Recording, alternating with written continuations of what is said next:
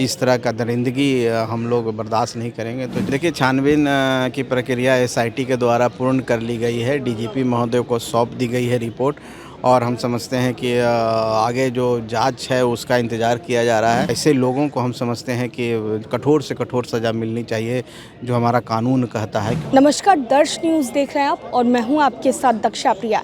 इस वक्त हमारी मौजूदगी केंद्रीय मंत्री जीतन राम मांझी जी के आवास पर है, जहां पर लिट्टी विद मांझी कार्यक्रम का आयोजन किया गया है। लिट्टी चोखा भोज दे रहे हैं, संतोष मांझी भी अध्यक्षता कर रहे हैं, बिहार सरकार के मंत्री। सर, लिट्टी चोखा भोज का आयोजन किया गया है आप लोगों की ओर से। चोखा भोज का आयोजन आप लोगों की तरफ से किया गया है, बिहार सरकार के डिप्टी सीएम भी पहुंचे। जी, हम लोग हर वर्ष की भांति इस बार भी लिट्टी चोखा का आयोजन किए हैं, और आज संयोग से भारत रत्न जननायक कर्पूरी ठाकुर जी की जयंती के अवसर पर यह दिन हुआ है। और हम समझते हैं एनडीए घटक दल के सभी नेता यहाँ पहुँचने वाले हैं। एक एनडीए का नेताओं का जुटान भी होगा, और परिचर्चा चर्चा भी होगी बिहार के विकास के लिए, और एक साथ मिलने जुलने से निश्चित तौर पर कुछ सीखने को मिलता है, और एक ऊर्जा एनर्जी मिलती है, जिससे हम बिहार के विकास में काम करेंगे।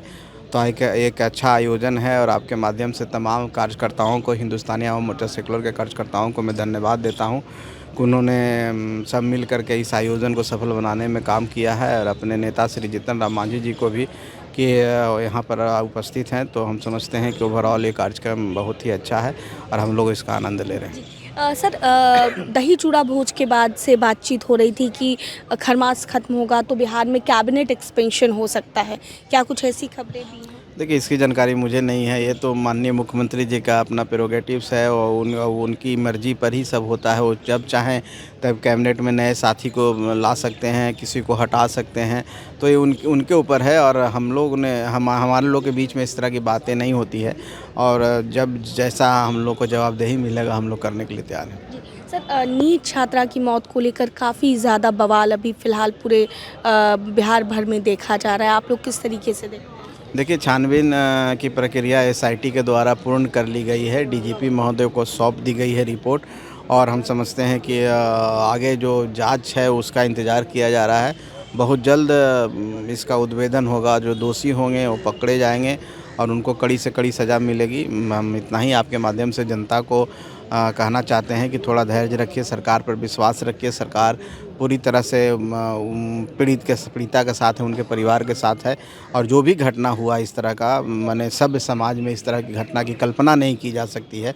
और ऐसे लोगों को हम समझते हैं कि कठोर से कठोर सज़ा मिलनी चाहिए, जो हमारा कानून कहता है, क्योंकि ये बियॉन्ड द थी है। हमारी बेटी और बच्चियों पर इस तरह का दरिंदगी हम लोग बर्दाश्त नहीं करेंगे। तो जांच पूरी हुई है, जांच अभी और भी है। हम समझते हैं बहुत जल्द 2-4-5 दिनों में इसका उद्भेदन हो जाएगा।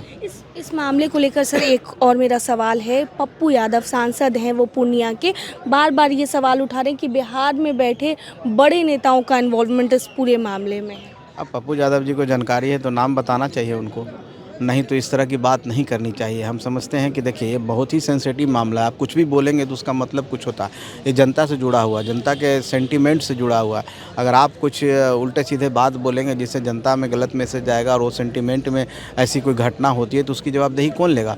तो वो भी एक सांसद हैं, और उनको भी अपनी जवाबदेही समझनी चाहिए, और इस तरह के बयानों से बचना चाहिए। जो भी होगा सच सामने आएगा, सच को कोई झुठला नहीं सकता है, और तथ्य के आधार पर, साक्ष्य के आधार पर खोजबीन की जा रही है, और हम समझते हैं बहुत जल्द इसका उद्भेदन होगा। थोड़ा दिन इंतजार कर लें, वो कड़ी से कड़ी कार्रवाई होगी। और निश्चित तौर पर ये ऐसी घटना है जो इसके पीछे हैं, वो समाज में रहने लायक नहीं है। तो कड़ी से कड़ी कठोरतम सज़ा जो होती है वो मिलेगा उनको। बहुत बहुत शुक्रिया। धन्यवाद। तो हमारे साथ बिहार सरकार के मंत्री संतोष सुमन मौजूद थे, और लिट्टी विद मांझी कार्यक्रम का आयोजन किया गया है। इस मौके पर तमाम माननीय तो पहुंच ही रहे हैं, लेकिन नीट मामले को लेकर भी साफ तौर से बिहार सरकार के मंत्री संतोष सुमन ने कह दिया है कि जो आरोपी हैं उनको कठोर से कठोर सज़ा दी जाएगी। कैमरा पर्सन बबलू के साथ मैं दक्षा प्रिया, दर्श न्यूज़, पटना।